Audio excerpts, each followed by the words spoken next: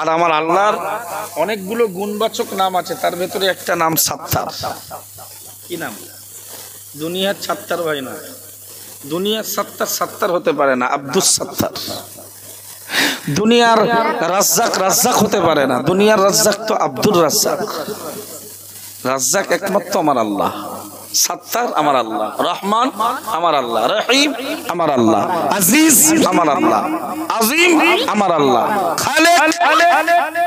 দুনিয়ার লোকের ব্রেন কাজ করে না, খালেক নাম রেখেছে বাপ, লোকে ডাকছে ও খালেক ভাই, মানে ও সৃষ্টিকর্তা ভাই।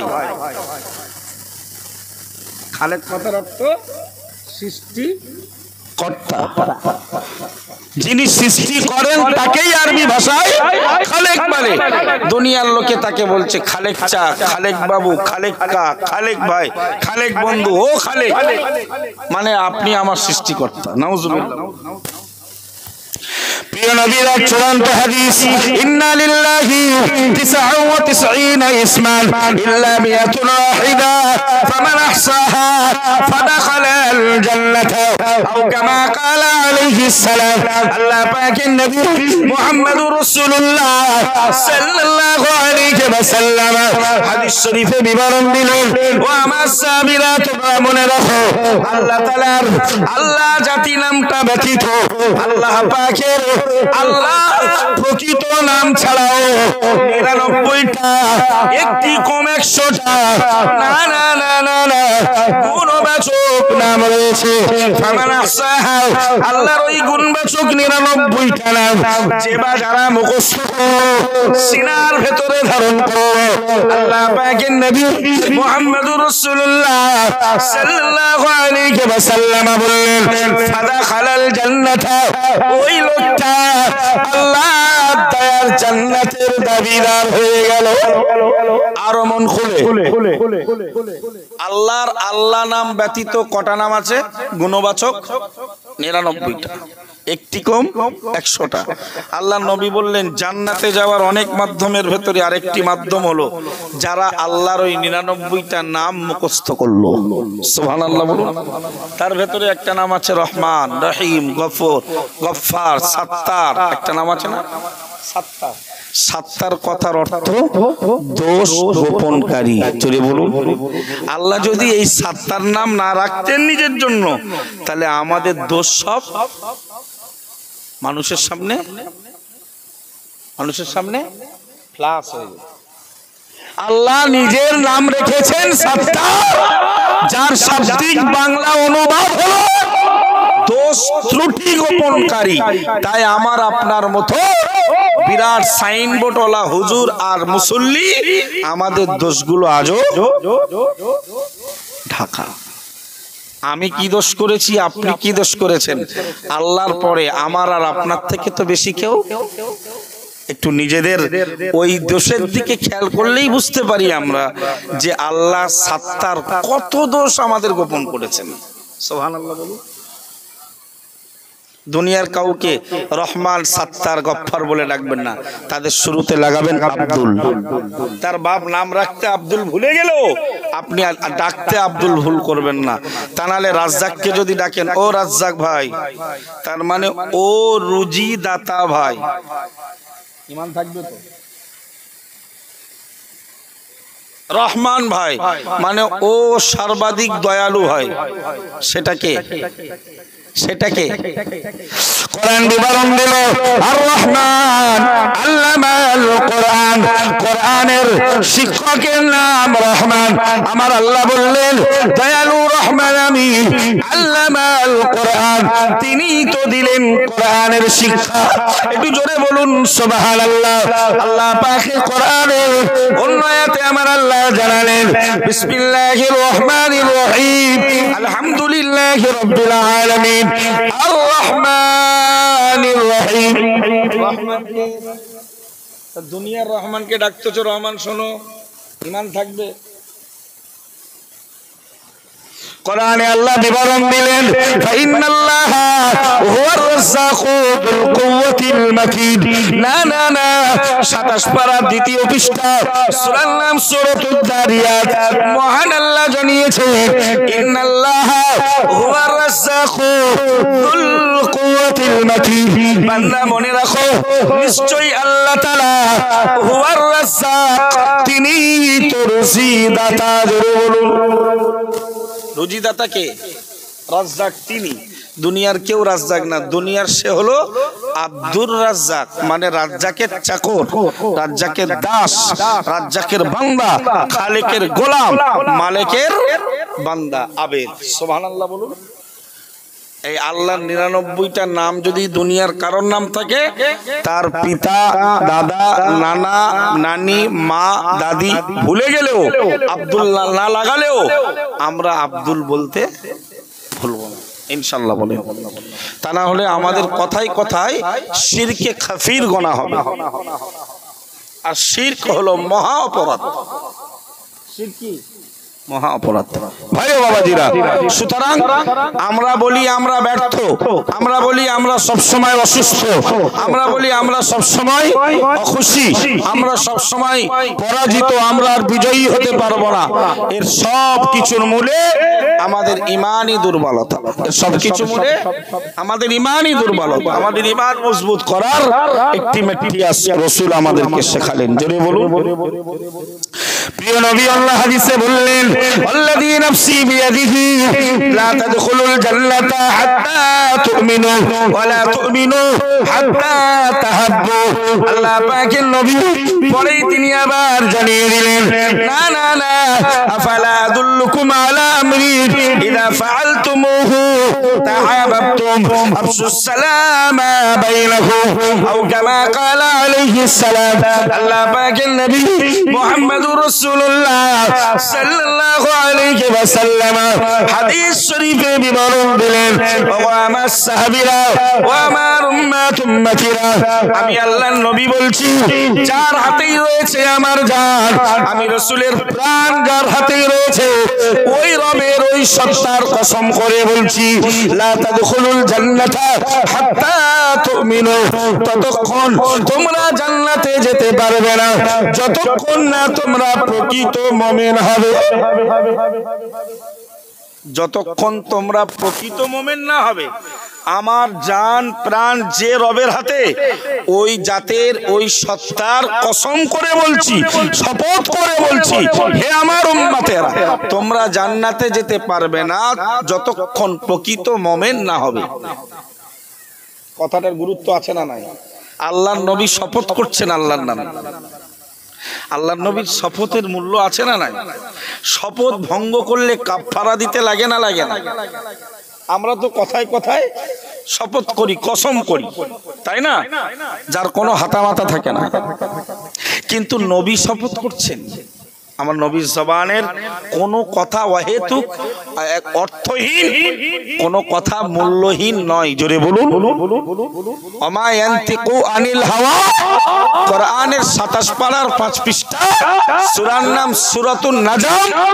আল্লাহ বললেন, ওমা ইয়ানতিকু আনিল হাওয়া, আমার নবী মন চাই জিন্দেগি কোনো কথা তিনি নফসানি খায়সাতে তার নফসের গোলামতি করে কোনো কথা বলেন না, নিজের থেকে কোনো কথা বলেন না। ইন হুয়া ইল্লা ওয়াহইয়ুহা, তিনি যে কথাগুলো বলেন আমি আল্লাহ তার কাছে ওহী করি, এরপরেই তিনি কথা বলেন। জোরে বলুন।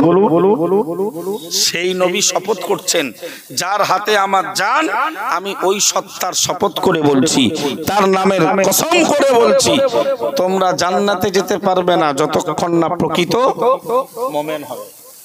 এখন কি জানার দরকার আছে যে প্রকৃত মুমিন কিভাবে হওয়া যায়? আমার আলোচনার টপিকস তো ওই জায়গায়, মুসলমান মুসলমানের ভাই, এই ভ্রাতৃত্ব বজায় রাখতে পারলেই তো আপনি প্রকৃত ঈমানদার। জোরে বলুন। প্রিয় নবী হাদিসে পরের অংশেই বললেন, হাত্তা লা তু'মিনু লা তু'মিনু হাত্তা তাহাব্বু আও কামা ক্বালা আলাইহিস সালাম। আল্লাহ পাকের প্যারা নবী মুহাম্মদুর রাসূলুল্লাহ সাল্লাল্লাহু আলাইহি ওয়াসাল্লাম বললেন, ও আমার সাহাবীরা, ও আমার উম্মতিরা, তোমরা প্রকৃত মুমিন না হলে জান্নাতে যেতে পারবে না।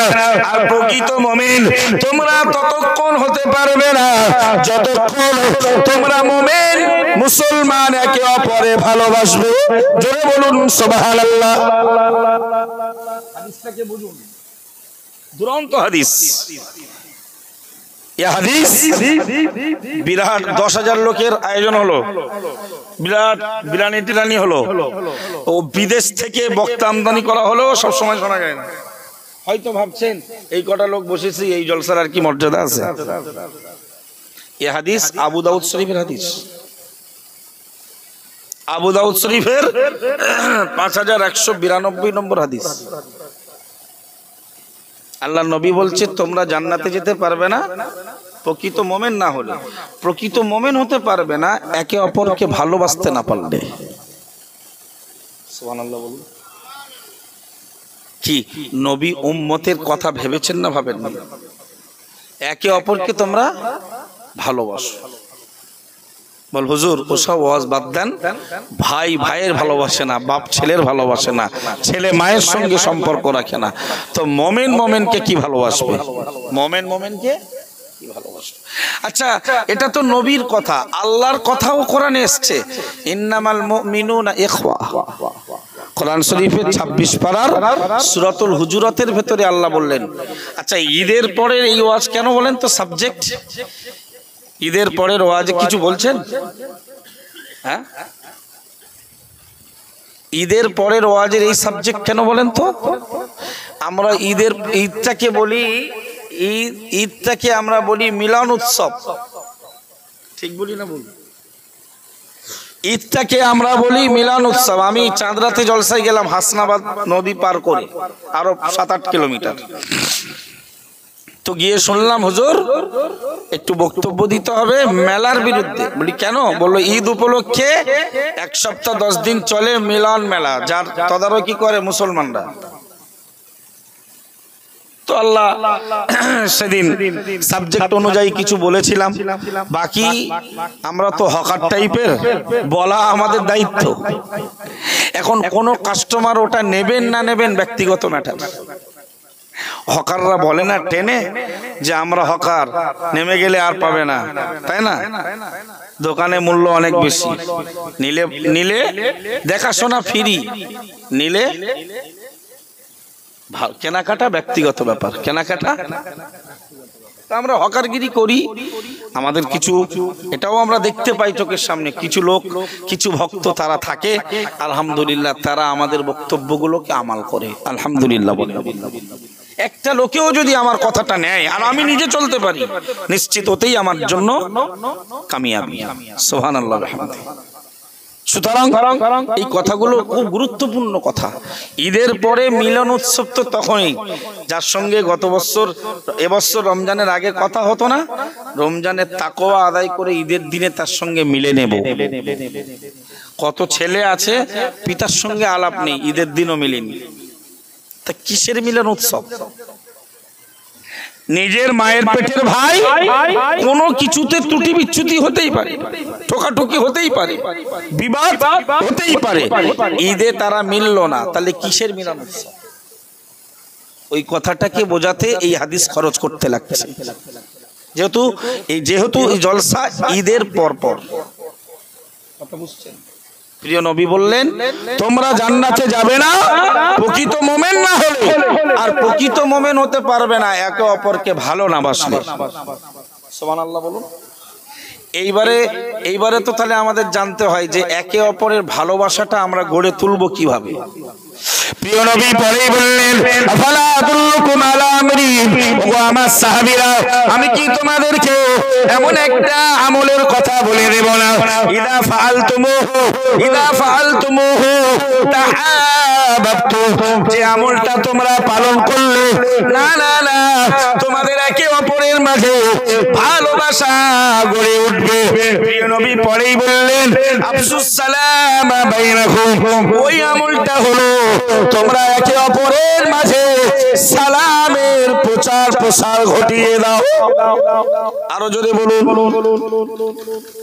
তোমরা একে অপরের মাঝে সালাম সালামের রীতি প্রচলন করো, তাহলে দেখবে তোমাদের ভেতরে বিবাদ ফিতনা ফাটল সব জড়া লেগে তোমরা মহব্বত ভালোবাসা গড়ে তুলতে পেরেছো। সুবহানাল্লাহ বলেন। সালাম দিতে হবে, সালামের প্রচলন করতে হবে। ঈদের দিনে সবথেকে বড় আমল হলো সালাম দেওয়া। সুবহানাল্লাহ বলুন। ঈদের দিনে বন্ধুরে বাড়ি ডেকে ক্ষীর খাওয়ানো, পায়েস খাওয়ানোর থেকেও বড় আমল বন্ধুকে দেখে, ভাইকে দেখে, প্রতিবেশীকে দেখে সালাম দেওয়া। জোরে বলুন। আর একটা দোয়া পড়া, তাকাব্বালাহু মিন্না ওয়া মিনকুম, আল্লাহ ঈদের দিনের ইবাদত আমার থেকেও কবুল করুক, তোমাদের থেকেও কবুল করুক। জোরে বলুন। মুসলমানদের মুখে আওয়াজ পাওয়া যায় বলে মনে হয়? তাকাব্বালাহু মিন্না ওয়া মিনকুম জানেন, এটা ঈদের দিনে সবথেকে বড় আমল। বিরাট নতুন লেবাস পোশাক পরাটা, দামি কোম্পানির আতর মাখাটা, এটা বড় আমল নয়। বড় আমল মুসলমানকে ওই দিন সালাম করবে আর বলবে তাকাব্বালাহু মিন্না ওয়া মিনকুম, আল্লাহ আমাদের ইবাদতকে কবুল করুক, আর বন্ধু, ভাই, প্রতিবেশী, গ্রামবাসী, আত্মীয়, তোমাদের ইবাদতকে আল্লাহ কবুল করুন। জোরে বলুন। তাহলে জান্নাতে যাবে না মুমিন না হলে, মুমিন হতে পারবে না পরস্পরকে ভালো না বাসলে। পরস্পরের ভালোবাসার একটি মাধ্যম হলো, বলুন সুবহানাল্লাহ বলুন। আজ থেকে একটু নিয়ত করুন, বাজারে ঘাটে রাস্তায় বাড়িতে একে অপরকে একটু সালামের কালচার শুরু করুন। দেখবেন নিজেদের ভেতরে আপনার যত বড় শত্রু হোক, আপনি যদি সালাম দিয়ে দেন আগে, ব্যাস ওর রাগ আল্লাহ ঠান্ডা করে দেবে। ঠিক বলছি না? এখন আমরা অনেক ক্ষেত্রে ভাবি আমি আগে সালাম দেবো কেন, যদি মিশতে হয় ও আগে মিশুক, এরকম বলি না। প্রিয় নবীর দরবারে একজন মানুষ এসে জিজ্ঞেস করলেন, আন্না রাজুলান সালান নবিয়া সাল্লাল্লাহু আলাইহি ওয়াসাল্লাম আইয়ুল আমালি খায়রুন। আল্লাহর নবীর দরবারে একজন মানুষ এসে বললেন, ইয়া রাসূলুল্লাহ, ইয়া হাবিবাল্লাহ হুজুর, ইসলামের ভেতর সবথেকে ভালো আমলটা কি রয়েছে? আল্লাহ পাকের নবী এক বিন্দু দেরি করলো না, এক বিসর্গ বিলম্ব করলো না। আল্লাহর নবী বললেন, ও আমার সাহাবী, মনে রাখো, অভাবী লোককে খানা খাওয়ানো, গরিব দুস্থ অসহায় এতিম মিসকিন বিধবাদের খানা খাওয়ানো, তুকরিউস সালামা আলা মান আরাফতা ওয়া আলা মান লাম তারিফ। আল্লাহর নবী বললেন, ক্ষুধার্তকে খানা খাওয়ানো এবং চেনা অচেনা লোককে সালাম দেওয়া, এটাই তো ইসলামের সবথেকে ভালো আমল। ইসলামের ভালো আমল 5 লক্ষ টাকা কোন মাদ্রাসা মসজিদে দান করা নয়। ইসলামের সবথেকে বড় আমল ক্ষুধার্তকে খানা খাওয়ানো, গরিব দুস্থ অসহায় এতিম মিসকিনদের সহযোগিতা করা। আর দ্বিতীয় নম্বরে আল্লাহ পাশাপাশি নবী বললেন, অতুকরিউস সালামা আলা মান আরাফতা ওয়া আলা মান লাম তারিফ। চেনো আর নাই চেনো, মুসলমান সিমটম বুঝলে, অপরিচিত লোককে এখন আপনি চিনতে নাও পারতে পারেন, কারণ তারা সব ইংরেজদের মতোই।